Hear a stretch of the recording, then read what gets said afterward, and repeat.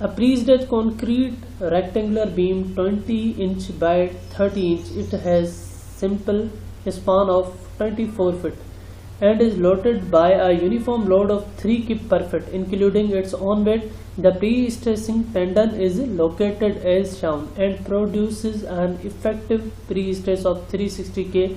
Compute fiber stresses in the concrete at mid-span section. Load is equal to 43.8 kilonewton per meter and pre stressing जो force लग रही है वो ये है हमारे पास 1601 किलोन्यूटन। अब देखें 3 किप पर फीट लोड लग रहा है, इसमें इसका सेक्शन का खुद का वेट भी जिसे हम डेड लोड कहें वो भी इंक्लूडेड है। इसका cross section 20 inch by 30 inch हमें गिवन है। इसेंट्रिसिटी यहाँ पे हमारे पास गिवन है, यहाँ पे आप देख सकते हैं 6 इंच की इसेंट्रिसिटी। मीन्स ये जो टेंडन है वो न्यूट्रल एक्सिस से 6 इंच के फासले पर है, 6 इंच नीचे। सबसे पहले जो चीज़ें हमें इस प्रॉब्लम में रिक्वायर्ड है, जो आगे सॉल्यूशन में हमें चाहिए, तो हम वो पहले कैलकुलेट करते हैं। जैसे कि इसका आई तो B D cube upon 12 is equal to B breadth D depth 20 and 30 हमें ये गिवन है, इससे हमारी ये वैल्यू निकल आएगी। उसके बाद है movement due to the applied load. Load हमारा कितना 3, जो W यहाँ पे होगा वो होगा 3। L लेंथ है हमारी 24 फीट डिवाइडेड बाय 8, तो ये आ गया हमारा आंसर 216 किप फीट। फीट की जगह हम 12 इंच रख देंगे क्योंकि हम किप इंच में कन्वर्ट कर रहे हैं, तो ये हम 216 इंटू 12 करेंगे तो हमारा ये आंसर आ जाएगा। एरिया निकालेंगे इस सेक्शन का एरिया, तो 20 into 30 600 inch square. Force pre stressing कितनी लग रही है 360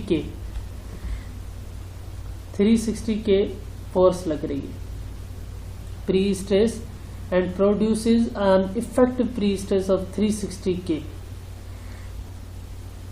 y is equal to D by 2। Y जो होता है वो डी बाई 2 हम लेते हैं, मीन्स इसके न्यूट्रल एक्सिस कहाँ पे लाई कर रहा होगा, y is equal to D by 2 पे 15 इंच। ये y जो है न्यूट्रल एक्सिस कहाँ पे लाई कर रहा है इसका, इससे हम फाइंड कर देते हैं। E is equal to 6 inch. अब यहाँ पे देखें stress is equal to minus P upon है। ये माइनस इसीलिए क्योंकि जो प्री स्ट्रेसिंग फोर्स की वजह से जो स्ट्रेसेस जनरेट हो रहे होते हैं वो नेगेटिव होते हैं, वो कंप्रेसिव नेचर के होते हैं, इसीलिए हम नेगेटिव लेते हैं। तो 360 प्री स्ट्रेसिंग फोर्स इनटू के है, तो के means 1000 upon area. Area means जो एरिया ये हमने निकाला है सेक्शन का एरिया, प्लस माइनस 360 जो P की वैल्यू है 360 इंटू 1000 इंटू 6 की इसेंट्रिसिटी Y की हमने वैल्यू निकाल ली, अपन जो I है उसकी वैल्यू भी हमने निकाल ली। यहाँ पे देखिए plus minus M movement due to the applied load. Plus minus की ये साइंस मैं आपको आगे चल के बताता हूँ। My अपॉन I, तो ये हो गई हमारी movement due to the applied load multiply by यहाँ पे 1000 क्योंकि ये किलो मल्टीप्लाई बाय 15 है हमारा y अपॉन I की वैल्यू। तो ये हमारा आंसर आया स्ट्रेस। यहाँ पे आप देखें स्ट्रेस ये हमारे आए। अब -6 टॉप फाइबर पे, अब -600 इसीलिए क्योंकि टॉप हो या बॉटम हो तो कंप्रेसिव जो स्ट्रेस जनरेट होता है due to the pre stress force, उसकी वजह से कंप्रेसिव स्ट्रेसेस जनरेट होते हैं। प्लस 720। अब यहाँ पे प्लस इसीलिए क्या है क्योंकि इसेंट्रिक जब भी प्री स्ट्रेसिंग होगी, इसेंट्रिक प्री स्ट्रेसिंग होगी मींस जो हमारा टेंडन है वो न्यूट्रल एक्सिस से नीचे है, तो हम क्या करेंगे, तो ये इसका ये प्रिंसिपल है कि जब भी जो टेंडन है वो न्यूट्रल एक्सिस से नीचे हो और उस पे प्री स्ट्रेसिंग फोर्स लगे तो टॉप पे टेंशन होगी और बॉटम पे कंप्रेशन। टॉप पे टेंशन मींस हम टेंशन को पॉजिटिव ले रहे हैं, बॉटम पे कंप्रेशन हम नेगेटिव ले रहे हैं। तो यहाँ पे देखिए कंप्रेशन नेगेटिव है -600 प्लस हम लेंगे क्योंकि इसेंट्रिक प्री स्ट्रेसिंग की वजह से टॉप पे टेंशन आ रही है, टेंशन हमारी पॉजिटिव, और ये है अप्लाइड लोड की वजह से मूवमेंट। तो अप्लाइड, जब लोड अप्लाई होता है, ऊपर से लोड अप्लाई होता है तो बॉटम पे टेंशन आती है, टॉप पे कंप्रेशन हमने नेगेटिव ली हुई है। तो टॉप फाइबर के स्ट्रेसेस ये, इनको हम टोटल करेंगे तो ये हमारे 744 psi टॉप पे स्ट्रेसेस जनरेट होंगे।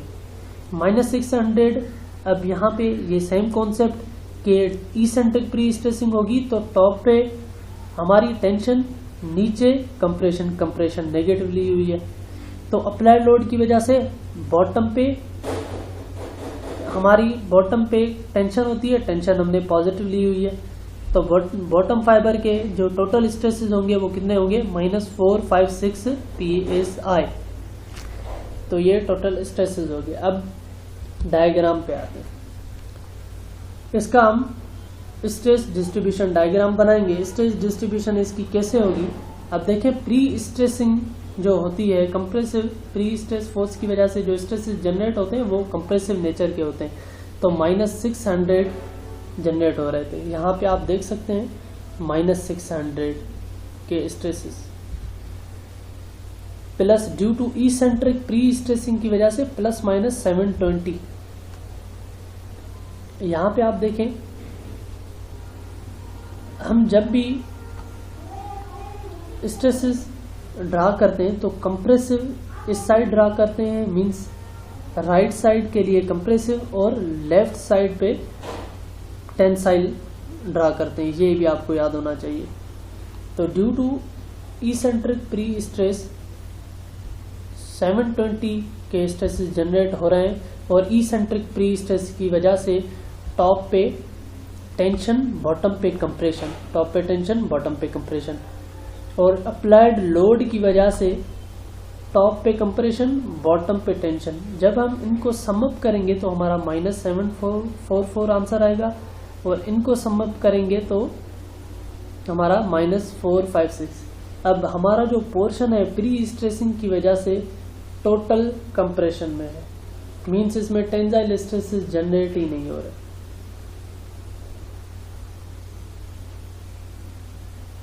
ये थी हमारी वीडियो जिसमें मैंने प्रिंसिपल और stresses, means principles of pre stressing के बारे में आपको बताया।